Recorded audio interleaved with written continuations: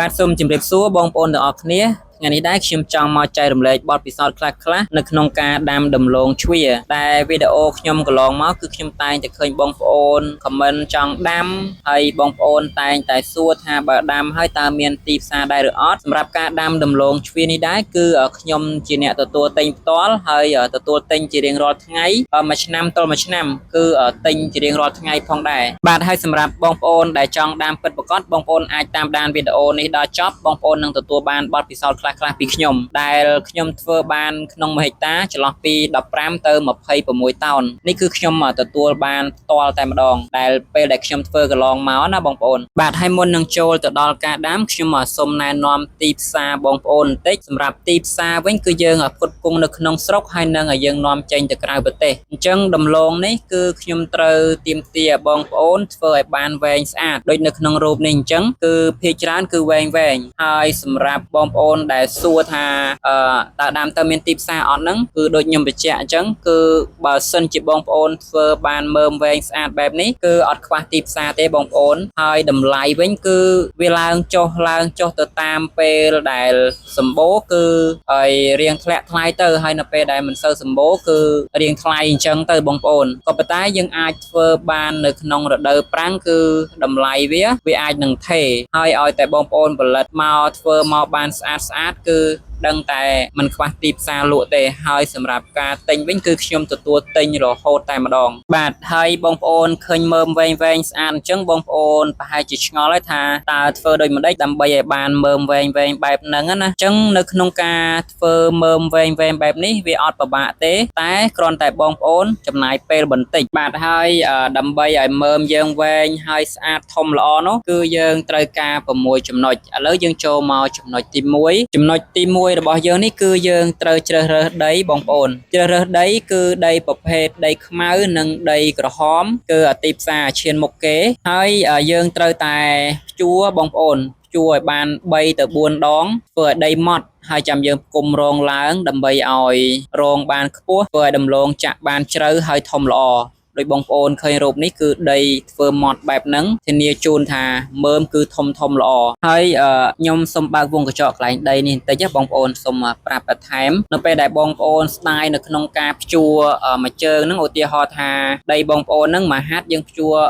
តម្លៃលុយ13ទៅ15ម៉ឺនរៀលចុះក្នុងមួយហាត់ប៉ុន្តែនៅពេលដែលប្រមូលផលមកបើសិនជាបងប្អូនធ្វើដីបានស្អាតណាវាខុសផលគ្នាចន្លោះពី5ទៅ6 7តោននេះបងប្អូនអានេះខ្ញុំធ្វើផ្ទាល់នៅពេលដែលដីពូនមកដុំពេលដែលយើងដាំទៅវាអាចងាប់ឬក៏មើមនឹងវាអត់ស្អាតហើយសម្បូរសត្វស៊ីអញ្ចឹងបើបងប្អូនធ្វើស្អាតធ្វើម៉ត់ល្អយើងចំណាយពេលថាយើងខាតពេលតិចតួចយើងភ្ជួរបន្ថែមទៀតមួយជើងទៀតអញ្ចឹងទៅពេលដែលយើងពូនមកវាម៉ត់ស្អាតគឺមើមច្រើនហើយមើមល្អហើយស្រួលមើលថែអញ្ចឹងបងប្អូនប្រៀបធៀបគ្នាទៅចំនួនលុយ15ម៉ឺននិងខុសផលគ្នា5 6តោនបើតម្លៃ1000រៀលបងប្អូនឃើញហើយយើងចំណាយលុយតែ5 10ម៉ឺនទៀតសម្រាប់ការភ្ជួរត្រឡប់មកសាទៀតដើម្បីឲ្យដីម៉ត់យើងទទួលបានផលរហូតលើស6តោនបើ1គីឡូ1000 6តោនគឺ6លានបងប្អូននឹងមិនថាប្រើពេលហ្នឹងដើម្បីបងប្អូនមើលដីហ្នឹងបើថាវាឲ្យរៀងស្ទើរចិត្តទេបងប្អូនភ្ជួរថែមមួយជើងទៀតទៅចំណាយលុយភ្ជួរតិចតួចទេប៉ុន្តែខុសផលច្រើនគឺខុសលុយច្រើនមែនទែនអានេះសម្រាប់ដីមួយមុខណាបងប្អូនចំណុចទី1ឥឡូវនេះចូលមកចំណុចទី2ចំណុចទី2នេះគឺការជ្រើសរើសនៅត្រាក់ទ័រដើម្បីផ្គុំរងបងប្អូនផ្គុំរងនេះគឺសំខាន់ខ្លាំងណាបងប្អូនគិតឲ្យដល់គឺខុសរងគ្នាច្រើនមែនទែនសម្រាប់ការផ្គុំរងនេះគឺយើងត្រូវតែជ្រើសរើសនៅត្រាក់ដែលមុខទូចហើយផ្គុំបានញឹកសម្រាប់ខ្ញុំប្រើរដងគឺគូបតាហើយលេខទូចនឹងប៉ុន្មានខ្ញុំដូចជាផ្លេចទៅប៉ុន្តែខ្ញុំប្រើត្រាក់រៀងតូចទេដើម្បីបានផ្គុំបានរៀងញឹកបានរងច្រើនឧទាហរណ៍ថាដីបងប្អូនក្បាល50ម៉ែត្របណ្ដោយ100ម៉ែត្រទៅ200ម៉ែត្រអញ្ចឹងទៅអញ្ចឹងនៅពេលដែលយើងប្រើត្រាក់តូចមកផ្គុំគឺបានរងញឹក50ម៉ែត្របើសិនជាត្រាក់ដែលខ្ញុំពូនរដងគឺបានរហូតដល់46 47រងណាបងប្អូននៅក្នុងដី50ម៉ែត្រហ្នឹងវាអាចថា1ម៉ែត្រ1រង1ម៉ែត្រ1រងអញ្ចឹងតែបើសិនជាបងប្អូនរើសត្រាក់ខុសគឺអាចបានត្រឹមតែ30រងទៅ33រងទេអញ្ចឹងខុសចូល10ទៅ12រងអញ្ចឹងបងប្អូនគុណ12រងហើយបដោយ100ទៅ200ម៉ែត្រតាមដែលដីបងប្អូនហ្នឹងគឺខុសផលច្រើនខ្លាំងមែនទែននេះគឺសម្រាប់ចំណុចទី2 យើងត្រូវតែជ្រើសរើសនៅ tractor គុំរងបានញឹកល្អចំណុចទី2យើងគឺអស់ហើយឥឡូវយើងចូលដល់ចំណុចទី3ចំណុចទី3គឺយើងត្រូវជ្រើសរើសប្រភេទពូជបងប្អូនពូជនេះដែរគឺយើងអត់ប្រកាន់ថាការ៉ុតពូជមើមពណ៌ការ៉ុតមើមពណ៌សឬក៏សបកសសាច់សទេគឺយើងត្រូវការពូជដូចគ្នាទេត្រូវការដើមប្រភេទដើមដែលខ្ចីហើយថ្នាំងញឹកអញ្ចឹងដូចខ្ញុំដាក់ឲ្យបងប្អូនមើលនេះគឺប្រភេទខ្ចីបែបនេះយើងយកដើមខ្ចីអញ្ចឹងនៅពេលដែលយើងដាំគឺទទួលបានទិន្នផលខ្ពស់តែដើមខ្ចីនេះវាអត់សូវចេញឫសទេគឺវាចេញមកដូចថាវាមានឫស3អញ្ចឹងវាឡើងមកធំទាំង3ហើយវែងបើសិនជាបងប្អូនយកដើមចាស់មកដាំគឺអត់មានមើមទេបងប្អូនវាមានតែឫសហើយបើមើមវិញគឺខ្លីៗកតុលអុកអញ្ចឹងណាអញ្ចឹងត្រូវការតែរើសពូជនេះគឺសំខាន់ណាបងប្អូនត្រូវតែរើសពូជដែលខ្ចីឧទាហរណ៍ថាបើសិនជាបងប្អូនមានដើមគេឲ្យឬក៏បងប្អូនកាន់អញ្ចឹងទៅក្នុងមួយដើមវាមាន2ម៉ែត្រ3ម៉ែត្រអញ្ចឹងបងប្អូនត្រូវយកតែ2កង់ឬក៏បើថាអត់ដើមយក3កង់តែបើសិនជាបងប្អូនមានដើមដែលច្រើនមែនតើហ្មងគឺបងប្អូនយកតែ1កង់ទៅ2កង់គឺខ្ញុំធានាជូនថាមើមខ្លាំងមែនតើហ្មងបងប្អូនអរគ្នាអញ្ចឹងមិនថាត្រូវតែរើសពូជនេះឲ្យល្អបាទបងប្អូនខ្ញុំសូមបញ្ជាក់ម្ដងទៀតពូជនេះគឺសូមឲ្យបងប្អូនកាត់យកដើមរៀងខ្ចីកុំយកដើមចាស់ឲ្យសោះដូចថា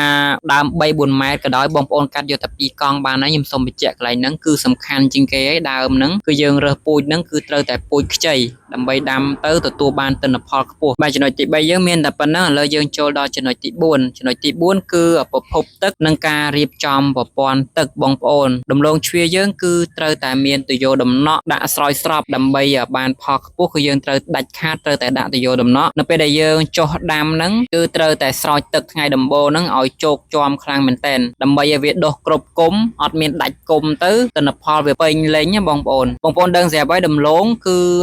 ដំណាំវាហើយដើមវាវែងអញ្ចឹងទោះជាវាដាច់ដៅច្រើនប៉ុណ្ណាក៏ដោយក៏បងប្អូនមើលអត់សូវដឹងដែរដោយសារអីដោយសារតែវាមកគឺពេញបឹបរងទាំងអស់តែម្ដងឃើញលក្ខណៈថាយើងឃើញតែពីក្រៅទៅឃើញល្អខ្លាំងប៉ុន្តែដល់ពេលប្រមូលផលគឺអត់បានច្រើនទេបើសិនជាបងប្អូនអត់បានដាក់ទឹកដំណក់បើវាដាច់វាអីទៅយើងមើលអត់សូវដឹងទេតែបើសិនជាបងប្អូនដាក់ទុយោដំណក់គឺដឹងតែ 100% ដុះ100មកដូចថា100បាន90ក៏យើងនៅតែបានច្រើនដែរអញ្ចឹងដាច់ខាតត្រូវតែមានទុយោដំណក់បាទនេះគឺជាចំណុចទី4ឥឡូវចូលដល់ចំណុចទី5ចំណុចទី5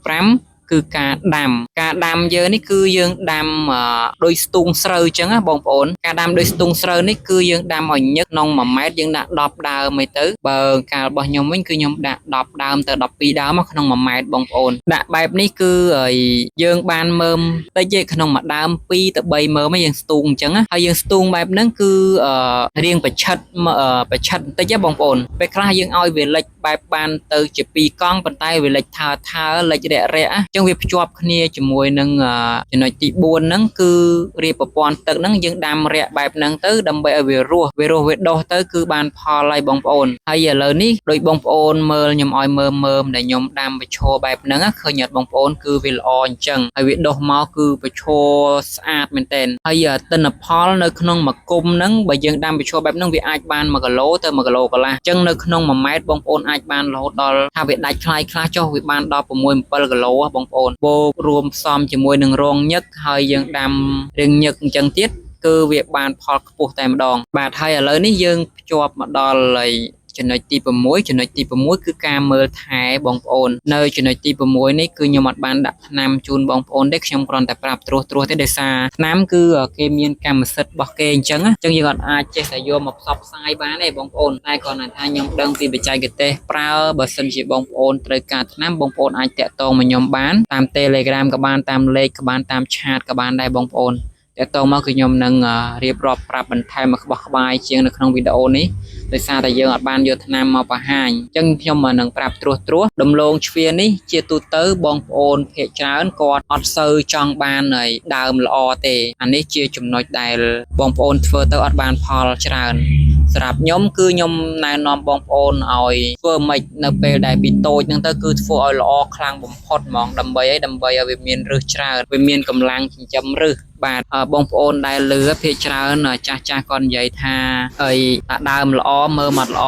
ប៉ុន្តែគាត់និយាយអញ្ចឹងខុសហើយណាបងប្អូនដើមអត់ល្អមើមក៏អត់ល្អដែរបើដើមល្អខ្លាំងកាលណាមើមល្អខ្លាំងកាលហ្នឹងគឺសម្រាប់បទពិសោធន៍ខ្ញុំផ្ទាល់អញ្ចឹងជាដំបូងដែលវគ្គដាំទី1ហ្នឹងយើងត្រូវការបាញ់ថ្នាំបំពន់ឫសឲ្យវាមានឫសច្រើនចេញឫសច្រើនមកហ្នឹងក្នុងខែទី1យើងត្រូវតែបាញ់បំពន់ឫសនិងបំពន់ដើមបាញ់ថ្នាំបងប្អូនបើប្រភេទ G គឺយើងដាក់ប្រភេទ G Ure ទៅអាហ្នឹងវគ្គទី1ហើយសម្រាប់វគ្គទី2យើងបាញ់បំពន់ឬឲ្យជ្រៅអាហ្នឹងបើសិនជាតាមប្រភេទលេខ G លេខកដាលខ្ពស់សារធាតុចិញ្ចឹមឬខ្លាំងបាទបងប្អូនហើយចាប់ពីអាយុ1ខែ20ថ្ងៃឬក៏2ខែអាហ្នឹងបងប្អូនអាចដាក់ជាប្រភេទកាលី